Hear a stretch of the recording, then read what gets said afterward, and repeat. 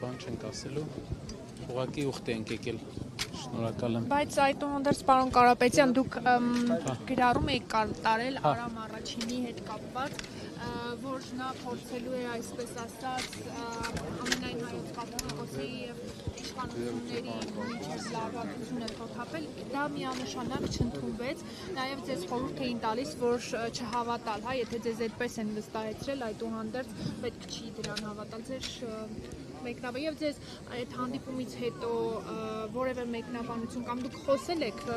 ինչ են իրար հետ խոսել, ինչ են փոխանակել։ Քանի որ այսօր ուխտ ենք եկել, խնդրում եմ ուղղակի մենք ոնց որ երկու բանը չխառնենք իրար, մեր